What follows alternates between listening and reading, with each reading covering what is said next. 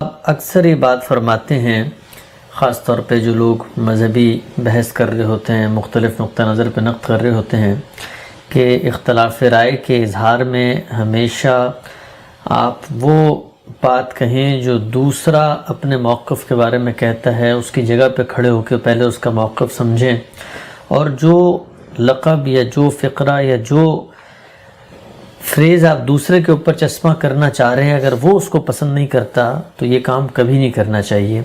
سوال میرا آپ سے یہ ہے کہ فقہ پر آپ تنقید کرتے ہیں، استدلال پہ تنقید ہوتی ہے، ہمارے یہاں تاریخی روایات کو مذہب کے ساتھ گڈمٹ کیا گیا اس پہ تنقید ہوتی ہے، اسی طرح فلسفے پہ تنقید ہوتی ہے، لیکن تصوف پہ جب آپ نے تنقید کی ہے تو وہاں پر ایک فقرہ، ایک جملہ استعمال کیا کہ تصوف ایک متوازی دین ہے۔ سوال میرا آپ سے یہ ہے کہ جو صوفیہ حضرات ہیں وہ اس کو متوازی دین قرار نہیں دیتے، وہ غلط استدلال کے ذریعے دین اسلام کے ساتھ اس کو جوڑتے ہوں گے، تو آپ اس استدلال پہ نقد کریں، آپ نے کیا بھی توحید پہ، نبوت پہ، شریعت پہ، قیامت پہ، لیکن یہ جو جملہ ہے کہ تصوف ایک متوازی دین ہے، تو یہ جملہ تو نہ صرف ہے کہ صوفیہ خود کہنا پسند نہیں کرتے، بلکہ ان کا جو نظام فکر ہے اس کو بالکل دین کے برابر کھڑا کر دینا، گویا ان کو دین کے مقابل میں دین پیش کرنے کی جسارت کا الزام دینا ہے، تو یہ الزام آپ کس اخلاقی بنیاد پہ ان پہ لگاتے ہیں؟ اس میں ایک بڑی غلطی زبان کے اسلوب سے ناواقفیت کی وجہ سے ہو رہی ہے۔ یعنی آپ جب کوئی تعبیر اختیار کرتے ہیں تو وہ تعبیریں اپنی جگہ پر مستقل بھی ہوتی ہیں اور مجانست کا اسلوب بھی ہوتا ہے ان میں۔ یہاں دین کا لفظ نظام فکر کے معنی میں استعمال ہوا ہے، یعنی ایک نظام فکر وہ ہے جو پیغمبروں نے دیا ہے، اور ایک نظام فکر وہ ہے جو صوفیانہ مذاہب نے فراہم کیا ہے۔ یہ دو متوازی نظام فکر ہیں۔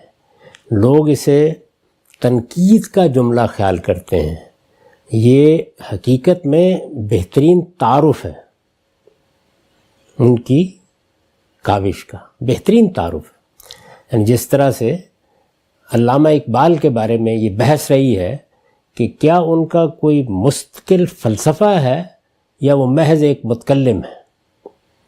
یہ آپ کے علم میں ہوگا کہ ایک بڑے فلسفی علی عباس جلال پوری صاحب نے ایک پوری کتاب لکھ کر یہ بتایا کہ اقبال فلسفی نہیں ہے، وہ محض ایک متکلم ہے، یعنی ان کے مذہبی عقائد ہیں، ان کے مذہبی تصورات ہیں، وہ ان کی مدافعت فلسفیانہ استدلال سے کرتے ہیں۔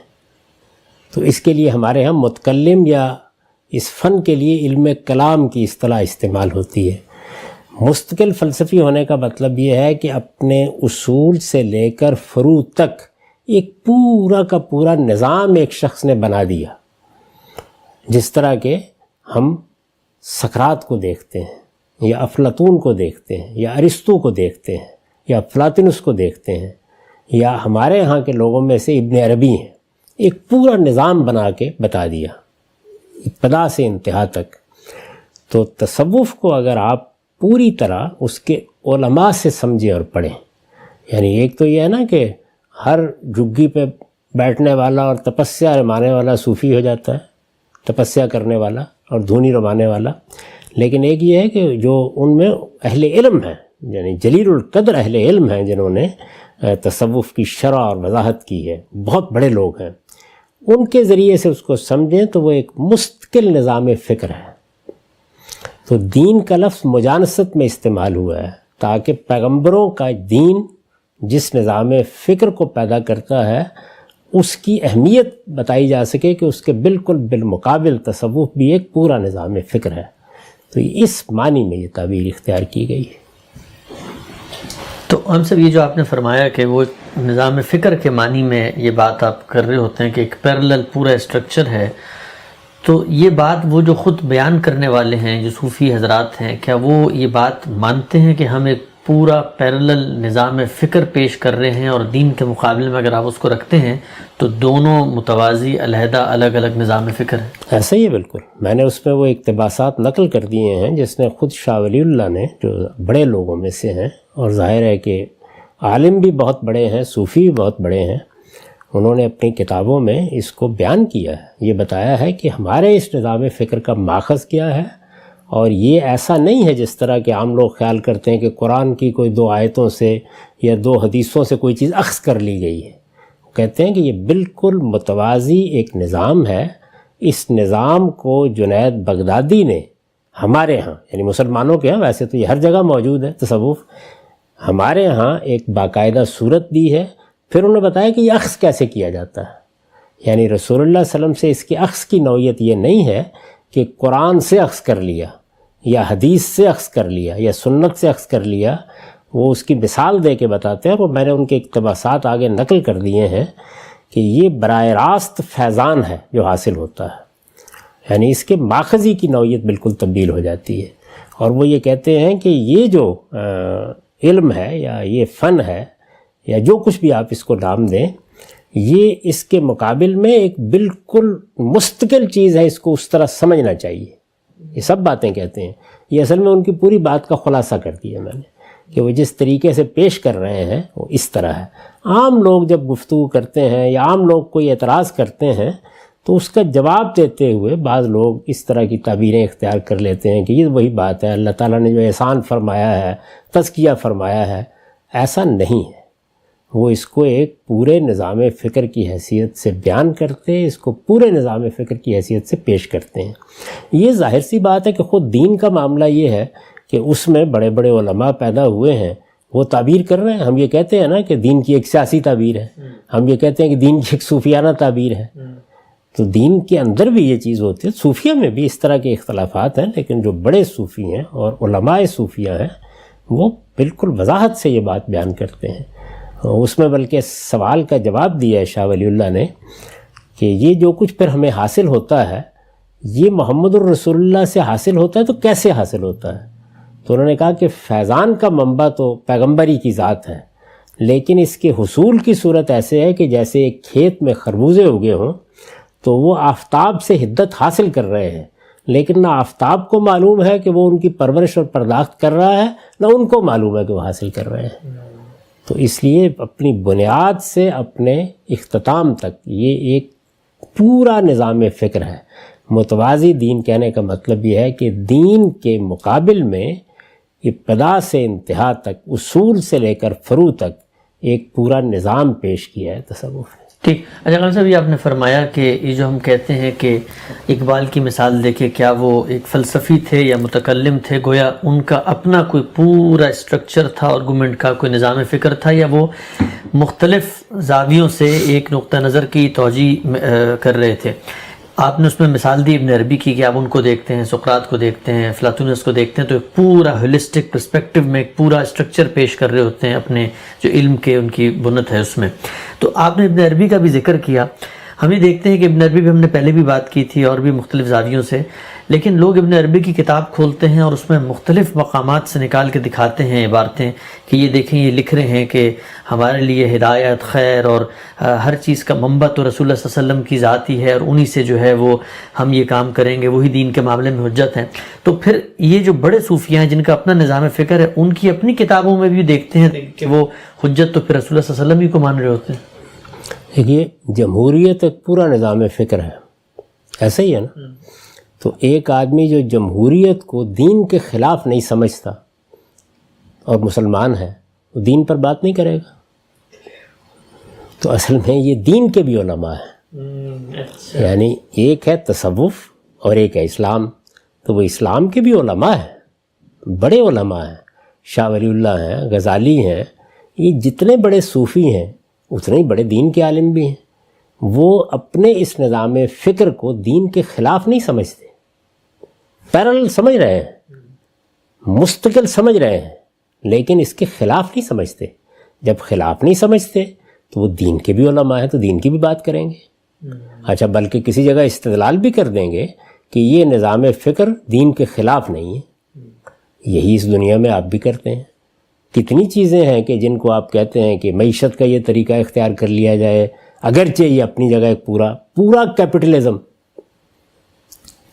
مولانا سید ابو اللہ صاحب مودودی کی کتاب آپ پڑھیں، اسلام اور جدید معاشی نظریات، آخری چیپٹر کا مطالعہ کریں تو وہ بتائیں گے آپ کو کہ یہ پورا کا پورا جو سرمایہ دارانہ نظام ہے، بس اتنی اس میں کچھ تبدیلیاں کر دی جائیں تو اس میں کوئی ایسی چیز نہیں ہے. اسی طرح بہت سے علماء، یہاں تک کہ دیوبند کے اکابر علماء نے جس وقت یہ سب ہو رہا تھا، یعنی ایک تحریک چل رہی تھی اور دنیا میں سوشلزم اور کمیونزم کا غلغلہ تھا، تو کتابیں لکھی اور یہ بتایا کہ ہمارے نزدیک یہ تو اصل میں اسلام کا ظہور ہوا ہے۔ اقبال کی طرف یہ بات منسوب کی جاتی ہے کہ سوشلزم کمیونزم میں بس ایک خدا کو داخل کر دیں تو پھر کوئی قابل اعتراض بات نہیں۔ یہ میں نے ایسے مثالیں دی آپ کو کہ یہ ہوتا ہے۔ میں مسلمان ہوں دین کی حیثیت سے، دین اسلامی کو مانتا ہوں، لیکن کسی دوسرے نظام فکر کو، کسی فلسفے کو میں محسوس کرتا ہوں کہ دین کے خلاف نہیں ہے اور میرے نزدیک اس میں بڑی اپیل ہے، میں اس کو اختیار کر رہا ہوں۔ تو یہ حضرات جس وقت تصوف کو بیان کرتے ہیں تو اس موقع کے اوپر یہ ماخذ ہی میں اختلاف کر دیتے ہیں، وہ کہاں سے ملتا ہے، کہاں سے پائیں گے۔ آپ شیخ اکبر ابن عربی کی کتابیں دیکھیے تو آپ کو فصوص میں بھی اور آپ کو فتوحات میں بھی بالکل شروع میں وہ بتا دیں گے کہ یہ براہ راست الہام ہے، یہ مکاشفات ہیں ہمارے۔ یہ ایک الگ چیز ہے، لیکن وہ مسلمان بھی ہیں، اللہ کے دین کو مانتے ہیں، اللہ کے پیغمبر کو مانتے ہیں، تو ظاہر ہے کہ اس کو بھی بیان کریں گے۔ تو میں نے جو تبصرہ کیا تصوف پر کیا ہے، کسی صوفی پر نہیں کیا، کیونکہ ان کی شخصیت میں یہ دونوں چیزیں جمع ہیں۔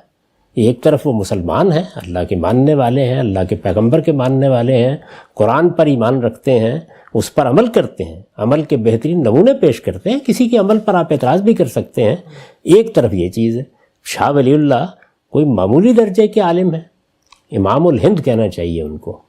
ہندوستان فخر کر سکتا ہے جتنے بڑے وہ عالم ہیں، دین کے عالم بات کر رہا ہوں، یعنی اسلام کے، اور دوسری جانب اتنے ہی بڑے صوفی بھی ہیں۔ تو یہ چیز ہے جس کو میں نے اپنے اس مضمون میں نمایاں کیا ہے کہ دیکھیے یہ وہ جگہ ہے کہ جہاں یہ اپنے نظام فکر کو جب پیش کرتے ہیں تو یہ بالکل الگ نظام فکر کی حیثیت سے نمایاں ہو جاتا ہے۔ ہم سب جس طرح آپ نے فرمایا کہ جتنے بڑے حضرات ہیں صوفیاء، یہ دین کے بڑے علماء بھی ہیں، تو اب جب آپ ان کی کتابوں کی طرف مراجعت کرتے ہیں، اس کا مطالعہ کرتے ہیں، تو اس میں یہ دونوں پیرل رویں مکس ہو کے آ رہی ہوتی ہیں، کہیں حدیث کی توجیہ ہو رہی ہے، کہیں قرآن آیات کی تفسیر ہو رہی ہے، کہیں تصوف اور باطنی جو مشاہدات ہیں، مکاشفات ہیں، ان کا ذکر آ رہا ہے۔ سوال میرا آپ سے یہ ہے کہ اگر کوئی طالب علم تصوف کی اس روایت کو جاننا چاہتا ہے کہ اس کا اصل نظام فکر کیا، اور ان دینی علماء کی جو مذہبی کنٹریبیوشن ہے ان کو الگ کرنا چاہے، تو وہ کون سی بنیادی کتابیں ہیں، اور ان کتابوں میں پھر وہ کون سے حصے ہیں؟ چونکہ ان کتابوں میں تو سب کچھ ہی آ رہا ہوتا ہے، وہ اس تک ایکسیس کیسے ہوگی ہماری؟ جس وقت آپ دقت نظر سے ان چیزوں کو پڑھتے ہیں، چونکہ مسلمان ہیں نا، مسلمان علماء ہیں، یہ بڑے علماء ہیں، تو جس وقت آپ ان چیزوں کو پڑھتے ہیں تو ہر چیز اصل میں اپنے ماخذ کے لحاظ سے زیر بحث آ جاتی ہے۔ جب وہ دین کو بیان کر رہے ہوتے ہیں تو ظاہر قرآن سے استدلال کر رہے ہوں گے، سنت سے استدلال کر رہے ہوں گے، کوئی حدیث بیان کر رہے ہوں گے۔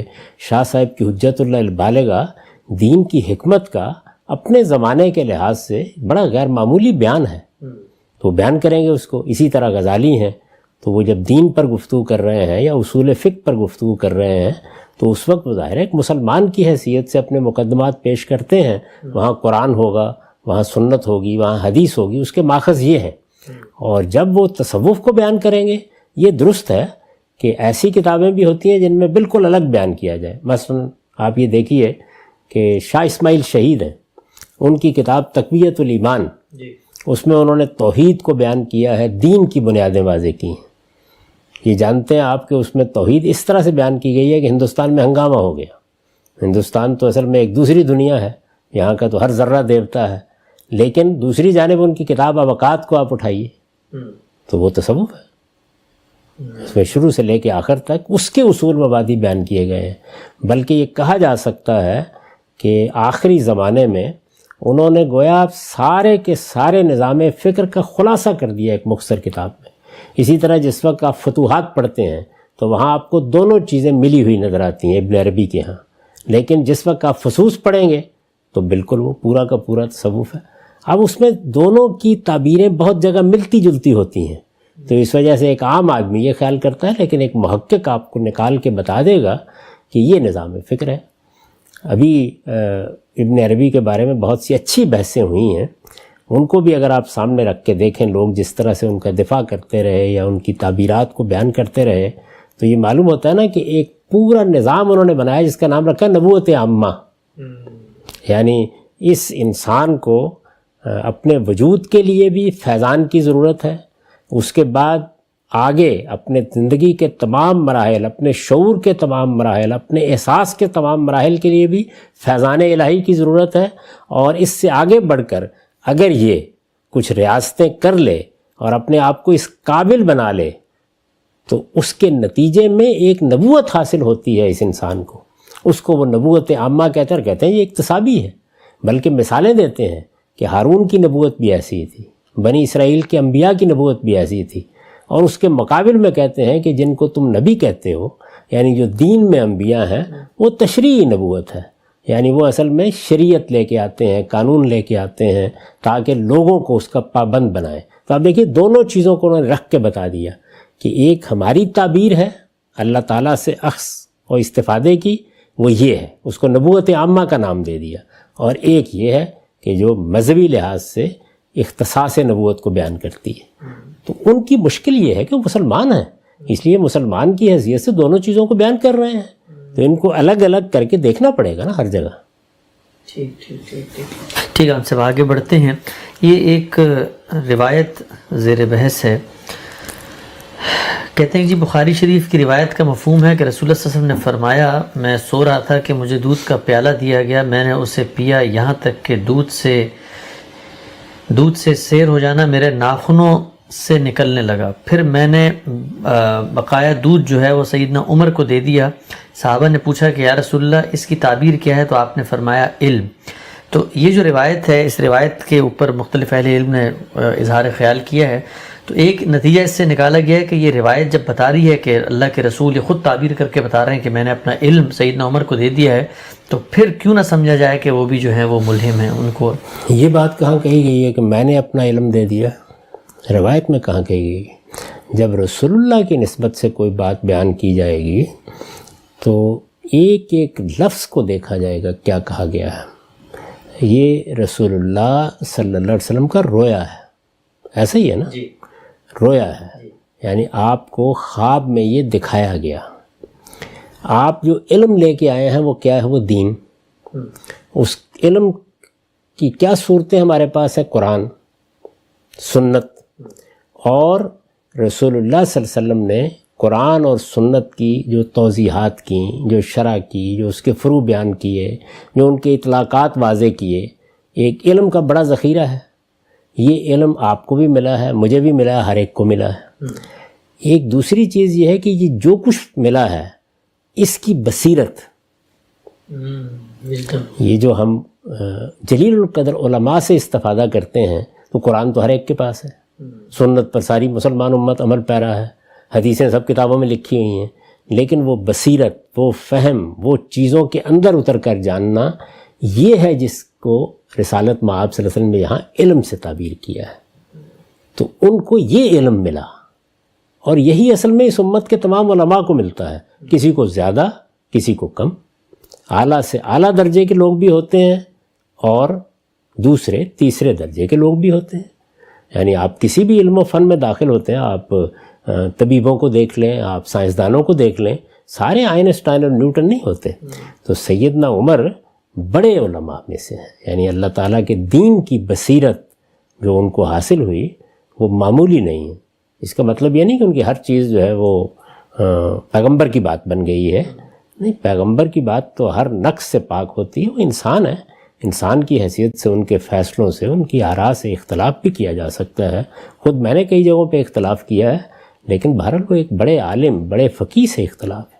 اچھا غالب صاحب، ابھی جو آپ نے بات فرمائی اس پہ اگر کوئی یہ منطقی اشکال پیش کرے کہ یہ جو آپ نے تخصیص کر دی کہ علم پیغمبر کا، وہ تو قرآن و سنت میں ہم دیکھتے ہیں پیغمبر کو تو اللہ تعالیٰ نے جو غیب کی خبریں ہیں اس تک بھی رسائی دی ہوتی ہے، اس کو پتہ بھی چل جاتا ہے، وہ تو احزاب کے اندر پتھر توڑنے کی چنگاریوں میں کیسر و کسرا کے محلات بھی دیکھ لیتا ہے، تو وہ آپ نے تخصیص کر کے وہ سارا علم نکال کے صرف قرآن و سنت تک کیوں محدود؟ جو علوم پیغمبروں کے ساتھ خاص ہیں ان کو قرآن بیان کر دیتا ہے کہ وہ پیغمبروں کے ساتھ خاص ہے، پیغمبروں کے ساتھ خاص علم انہی کے ساتھ خاص رہے گا۔ یعنی پھر کیا میں تعمیم کر کے یہ کہوں کہ جس طریقے سے رسول اللہ پر قرآن نازل ہوا ایسا ہی ایک قرآن اور بھی نازل ہوا تھا؟ جس طرح رسول اللہ سنت کا ماخذ ہے، اسی طرح اور بھی ایک سنت کا ماخذ ہے، یہ کہوں پھر میں؟ ظاہر ہے کہ جو چیزیں رسول کے ساتھ خاص ہیں، نبیوں کے ساتھ خاص ہیں، ان کے لیے خاص رہیں گی۔ تو جب بھی کوئی بات کی جاتی ہے تو وہ کبھی تعمیم میں نہیں ہوتی، وہ ہمیشہ اپنے ساتھ عقلی تخصیصات رکھتی ہے، بیان کی تخصیصات رکھتی ہے۔ ہم ایک پس منظر میں بات کر رہے ہوتے ہیں۔ کل بھی میں نے واضح کیا تھا کہ جب قرآن مجید کہتا ہے کہ ہم نے ہر چیز اس میں واضح کر دی ہے، یا تورات میں ہر چیز واضح کر دی گئی تھی، تو یہ ہر چیز اس موضوع سے متعلق ہر چیز ہوتی ہے۔ یہاں بھی علم کی ایک تحدید ہے کہ رسالت میں آپ صلی اللہ علیہ وسلم جو دین لے کر آئے ہیں، اس کی بصیرت، اس کا فہم، یہ ہے اصل میں وہ نعمت جو جلیل القدر علماء کو حاصل ہوتی ہے۔ یہ سیدنا صدیق کو بھی حاصل تھی، سیدنا عمر کو بھی حاصل تھی، یہ اور بہت سے صحابہ کو بھی حاصل تھی، اور قیامت تک اس امت کے علماء اسی سے بہرہ پاتے ہیں۔ تو اس کو بیان کیا ہے کہ میں نے یہ دیکھا، تعبیر کی ہے، اور اس سے یہ بھی سمجھ لیں کہ پیغمبروں کو حقائق کیسے بتائے جاتے ہیں، یعنی اس میں علم دودھ بن کے ناخنوں سے بہہ نکلا ہے۔ یہ ظاہر ہے کہ واقعے کا بیان نہیں ہے، تمثیل ہے۔ تو خواب میں یا رویا میں اسی طرح حقائق ممثل کر کے دکھائے جاتے ہیں۔ ٹھیک ہے، آگے بڑھتے ہیں۔ ہم اس میں ایک بات کی ذرا تھوڑی مزید وضاحت کیجیے گا۔ عام مسلمان جب آپ کی زبان سے جملہ سنتے ہیں کہ صوفیانہ مذاہب اور صوفیانہ تصور نظام فکر جاری تھا، اور ہمارے یہاں بھی تصوف جو آیا ہے وہ ایک پیرلل نظام فکر ہے، تو لوگوں کو یہ بات بڑی عجیب سی لگتی ہے کہ باقی ہم دیکھتے ہیں بت مت ہو، جین مت ہو، ہندو مت ہو، تو ان کے اندر تو وہ شرک کرتے ہیں اور مختلف توہمات ہیں اور اس کے اندر کھڑے ہوئے ہوتے ہیں۔ تو ہمارے جو صوفی ہیں اس کو آپ کیسے جوڑ دیتے ہیں کہ جو صوفیانہ مذاہب کی روایت ہے یہ ان کا نظام فکر بھی ان سے مل جاتا ہے، اگرچہ یہ مسلمان ہیں تو وہ تو بالکل ہی الگ دنیا ہے، الگ جگہ پہ کھڑے ہوئے ہیں، پوجا کرتے ہیں، اور یہ تو نمازیں پڑھتے ہیں اور لوگوں کا تزکیہ کرتے ہیں۔ یہ دونوں باتیں کیسے مل جل کھاتی ہیں؟ یہ مسلمان ہیں اور صوفی ہیں، وہ ہندو ہیں اور صوفی ہیں، شنتو مذہب کے ماننے والے ہیں اور صوفی ہیں، مسیحی ہیں اور صوفی ہیں، یہودی ہیں اور صوفی ہیں۔ تو وہاں پر بھی یہ دونوں چیزیں ساتھ ساتھ چل رہی ہوتی ہیں۔ میں نے ابھی آپ سے عرض کیا نا کہ جمہوریت ایک پورا نظام فکر ہے، سوشلزم ایک پورا نظام فکر ہے۔ ہمارے ہاں ان کو بحیثیت مجموعی پورے نظام فکر کی حیثیت سے مانتے ہیں نا بہت سے لوگ، اور مانتے ہیں اور مسلمان ہیں، مانتے ہیں اور یہودی ہیں، مانتے ہیں اور مسیحی ہیں۔ تو وہ کیا کہیں گے؟ وہ یہ کہیں گے کہ یہ میرے دین کے خلاف نہیں ہے، یعنی میں اس کو الگ سے ایک علم کے طور پر مانتا ہوں، دین کو الگ سے ایک بصیرت اور ایک علم کی حیثیت سے مانتا ہوں۔ تو دونوں چیزیں، اب سوال اس میں اصل میں یہ ہوتا ہے کہ کیا ان کے مابین تصادم تو نہیں ہے، یہ ایک دوسرے میں مداخلت تو نہیں کر رہے، یہ ایک ہی موضوع کو دو طریقوں سے تو نہیں بیان کر رہے؟ اگر ایسا نہیں ہے تو کیسے اعتراض کریں گے؟ مثلا مجھ سے آپ پوچھیں، میں نے کئی مرتبہ بیان کیا ہے کہ میرے کچھ سیاسی عقائد بھی بیان کیا ہے نا، انسان کے بنیادی حقوق، قانون کی حکمرانی، جمہوریت، قوموں کا حق خود ارادی، یہ میں ان کو اپنے سیاسی عقائد کہتا ہوں۔ ظاہر ہے کہ یہ میں بیان کر رہا ہوں یہ ساری چیزیں، تو یہ بالکل انڈیپینڈنٹلی الگ سے ہیں۔ ان میں سے کون سی بات ہے جو قرآن میں بیان ہوئی ہے؟ یعنی ایسے تو نہیں ہے نا، لیکن میں ان چیزوں کو قرآن کے خلاف نہیں سمجھتا، یا بعض چیزوں میں قرآن کی بات کو اور اس کو ہم آہنگ محسوس کرتا ہوں، تو اس لیے میں یہ بات کہہ دوں گا۔ وہ بھی ایسے ہی کہتے ہیں، اب تنقید کر کے آپ کو بتانا ہے کہ تمہاری یہ بات ٹھیک نہیں ہے۔ ایسے لوگ ہیں جو مثال کے طور پر میں جمہوریت پر جب بات کرتا ہوں تو یہ کہتے ہیں کہ جمہوریت تو شرک ہے، ایسا ہوتا ہے نا۔ یہ جیسا ہم سب چین نے مثلا سوشلزم یا روس سے شروع ہوا تو ان کی مذہبی تعبیر الگ ہے، لیکن سوشلزم کو وہ بطور ایک نظریے کے مانتے ہیں۔ ہمارے ہاں بھٹو صاحب نے اس کو اسلامی سوشلزم کا نام دیا۔ سوشلزم مشترک ہے لیکن مذاہب مختلف ہو گئے۔ یعنی وہ دیکھیے کہ آپ نے بڑی اچھی مثال دی، ہمارے ہاں ایک تحریک اٹھی، اس کے پس منظر میں اگر آپ بر صغیر کی تاریخ سے واقف ہیں تو کمیونسٹ نقطہ نظر پیدا ہوا، اس کے اوپر کتابیں لکھی گئیں، ہمارے شعراء اس سے متاثر ہوئے، ہمارے ادباء اس سے متاثر ہوئے، اور بڑی قربانیاں دیں بعض لوگوں نے۔ وہ سمجھتے تھے کہ یہ انسانیت کے لیے ایک غیر معمولی چیز ہے جو سامنے آ گئی۔ اب ساحر کو پڑھیں، آپ فیض کو پڑھیں، آپ اسی طریقے سے کیفی اعظمی کو پڑھیں، اور شعراء، ادباء، ماہرین جتنے بھی بیان کرتے رہے۔ اس کے بعد ان کو ایک سیاسی کامیابی ہوئی۔ ظاہر ہے کہ سیاسی کامیابی کے لیے کسی سیاسی شخصیت کا وجود ضروری ہوتا ہے۔ وہ ذوالفقار علی بھٹو صاحب کی صورت میں جب سامنے آئی تو دیکھیے انہوں نے کس طریقے سے ملایا چیزوں کو۔ انہوں نے کہا کہ اسلام ہمارا دین ہے، جمہوریت ہماری سیاست ہے، سوشلزم ہماری معیشت ہے، عوام طاقت کا سرچشمہ ہے. 4 باتیں کہیں تو اب یہ کیوں کہیں انہوں نے؟ اس لیے کہ وہ ان چاروں کو آپس میں متضاد نہیں سمجھتے. ایسا ہی ہے نا. حالانکہ اگر آپ غور کر کے دیکھیں تو ان میں سے ہر ایک اپنی جگہ ایک پورا نظام فکر ہے اور کہیں سے آ رہا ہے. لیکن یہ کہ یہ بیان کیا انہوں نے. تو یہ بحث یہ ہے. جب میں نے یہ بات کہی تو میں نے یہ بتایا کہ تصوف کو آپ کوئی جزوی چیز نہ سمجھیے یا کسی آیت کی تعبیر یا کسی حدیث کی ایک تعبیر نہ خیال کیجیے. یہ اپنی جگہ ایک پورا نظام فکر ہے اور دین اپنی جگہ ایک پورا نظام فکر ہے. اب اگلی بات یہ ہے کہ کیا یہ نظام فکر آپس میں متضاد ہیں؟ میں کہتا ہوں کہ ہاں متضاد ہیں. ایک دوسرا آدمی کہتا ہے کہ نہیں متضاد نہیں ہے. اس کو بھی یہ بات کہنے کا حق ہے, مجھے بھی کہنے کا حق ہے. لیکن جب وہ قرآن میں بھی استدلال کروں گا, وہ بھی استدلال کرے گا. لیکن جب وہ قرآن کی کوئی آیت پکڑ کے اس پورے نظام فکر کی توجیہ کرے گا تو پھر آپ یہ سوال کرتے ہیں اس سے کہ بھائی وہ جو لوگ کھڑے ہوئے ہیں پہلے ان کے فریم ورک میں کھڑے ہو کے دیکھو کہ کیا وہ اپنے پورے نظام فکر کی بنیاد اس آیت پہ رکھ رہے ہیں. اس وقت بھی یہی ہوا. دیکھیے نا, جن لوگوں نے کہا سوشلزم ہماری معیشت ہے, وہ قرآن مجید کی آیتیں پڑھتے تھے. اچھا, علامہ اقبال نے نظم لکھی ہے الارض للہ, یعنی زمین تو ساری اللہ کی ہے. اس سے یہ استدلال کیا گیا کہ یہ بات جو کمیونسٹ کہتے ہیں کہ ذرائع پیداوار پر کسی کی ملکیت نہیں ہونی چاہیے, دہن قرآن میں لکھی ہوئی. ایسا ہی ہے نا. تو اس وجہ سے استدلال کی غلطی بیان کرنا ایک بالکل اور چیز ہے, لیکن دوسرا آدمی اپنے آپ کو کہاں پیش کر رہا ہے. تو جتنے بھی علماء صوفیہ ہیں, یعنی وہ غزالی ہوں, وہ ابن عربی ہوں, وہ شاہ ولی اللہ ہوں, ابو اسماعیل حروی ہوں, جتنے بڑے اکابر صوفیہ ہیں جنہوں نے باقاعدہ لکھا ہے, باقاعدہ بیان کیا ہے اپنے علم کو, وہ اسی طرح پیش کرتے ہیں کہ یہ ایک الگ نظام فکر ہے, یہ ایک الگ نظام ہے. یعنی دین یہ ہے محمد الرسول اللہ کا دین, اور یہ تصوف ہے. اب اس کے بعد وہ آپ سے یہ کہتے ہیں کہ ان دونوں میں کوئی تضاد نہیں ہے, یہ دونوں پیرالل ہیں لیکن قابل قبول ہیں. جس طرح ہم بہت سی چیزوں کو دین کے ساتھ مان رہے ہوتے ہیں.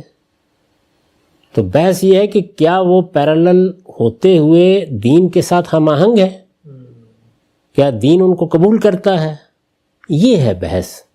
تو بعض لوگ اصل میں اس بحث کو سمجھ نہیں پائے, تو اس وجہ سے وہ داد تحقیق دیتے رہتے ہیں. میرے نزدیک جب وہ اس زاویے سے دیکھیں گے تو ان پر میری بات واضح ہو جائے گی کہ میں نے کیا کہا ہے.